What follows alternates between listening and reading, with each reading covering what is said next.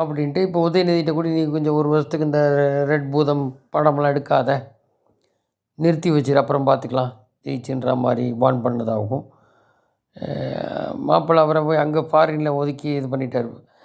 வந்து இந்த 40 லட்ச ரூபாய்க்கு நடிகைக்கெலாம் வாங்கி கொடுக்குறது, அதான் ஒரு 2 பையன் ஓடி டாஸ்மாக் பணத்தை இவங்கள அதிகாரியெல்லாம் மிரட்டியெல்லாம் பண்ணிவிட்டு ஃப்ளைட்டு சார்ட்டர் ஃப்ளைட் மாதிரி பிடிச்சி போய் ஃபாரினில் உட்காந்துட்டு அப்படியே உதயநிதி ஃப்ரெண்டு ரத்தீஷா என்னமோ, ஆமாம் இப்போ வந்துட்டு அப்படியே என்ன விசாரணை என்னன்னு தெரியல. அப்போ அதில் 300 கோடி பங்களா கட்டுறான்னு சொன்னாங்க இல்லையா, எல்லாம் ஏது இந்த டாஸ்மாக் பணம் தான், இவங்க கொடுத்த இடம் தானே, அப்போ நீ அதெல்லாம் இப்போ நிப்பாட்டு அப்படின்ட்டு ஒரு பக்கம் வீடு வீடாக போய் மெம்பர் சேரு ஸ்டாலின் அப்படின்ட்டு அதை ஃபாலோ பண்ணுறாரு. அப்போ இவ்வளோ பயம் காரணம் இந்த முருகர் மாநாடு வந்து போச்சு. அதில் வேறு நீங்கள்லாம் இது கோர்ட் ஆர்டர் சொல்லி கோர்ட்டில் போட்டு விட்டாங்க. அதுமாரி கோர்ட் ஆர்டர் கொடுத்தாங்க நடத்தலான்னு. அதில் பார்த்திங்கன்னா இப்போ வந்து அதில் இந்த இந்து முன்னணி தலைவர் அண்ணாமலை உட்பட கேஸ் ஃபைல் பண்ணுறது என்ன வேண்டாம், அது பேசிட்டாங்க, இந்து சம்மந்தப்பட்டது பேசுகிறாங்க, நீ பண்ணுற லட்சணம் சொல்லியிருப்பாங்க.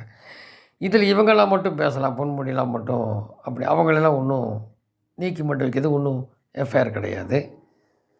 ஸோ இப்படி போயிட்டு இருக்கும்போது இப்போ என்ன பண்ணுறாங்க, இந்து முன்னாடி முருகன் மாநாடாச்சா, அடுத்து அமித்ஷா வரப்போகிறார் இந்த மாதம். அதில் அண்ணாமலைக்கு இப்போ மந்திரி பதவி கட்சி அது ஒரு பக்கம் போயிட்டுருக்கு. அப்போ என்ன செய்கிறாங்க, அடுத்து சிவன் மாநாடு எப்படின்னா, இப்போ திருவண்ணாமலையில் பௌர்ணமிக்கெலாம் கூட்டம் கூடுறாங்க, அந்த சிவபுராணம் படிக்கிறாங்க. இப்போ எப்படி எனக்கு 10 லட்சம் பேர் கந்த சஷ்டி படித்தாங்க.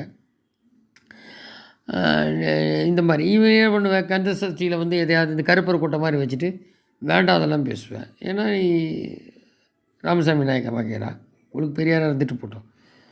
ஸோ இனிமேல் வந்து அந்த மாதிரி ஒரு பிளான் பண்ணி சிவபுராணம் பண்ணுறது. அப்புறம் ஏன் நீ முருகருக்கு சரி தை பூசம் கொடுத்தாரு எடப்பாடி, அப்போ நீ முஸ்லீம் கிறிஸ்டின்கெலாம் எல்லாத்துக்கும் கொடுக்குறீங்க, மோகரம் பலவிதமாக பண்டிகை மற்ற பண்டிகைகள் ஈஸ்டர்லாம் கொடுக்குறீங்க, ஏன் சிவன் அப்படி தான் கொடுக்க வேண்டியது தானே.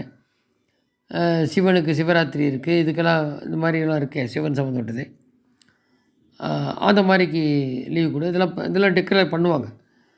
அது ஒரு மாநாடு போடுவாங்க, அதுக்கு தடை பண்ணுவோம், கோர்ட்டு போய் தான் வாங்கணும் சிவன். இந்த மாதிரி நிறைய இதுதான் இப்படி கூடி இப்போ மோகன் பாகவத் ஆர்எஸ்எஸ் தலைவர் வந்துட்டு போனார் கோயம்புத்தூர்.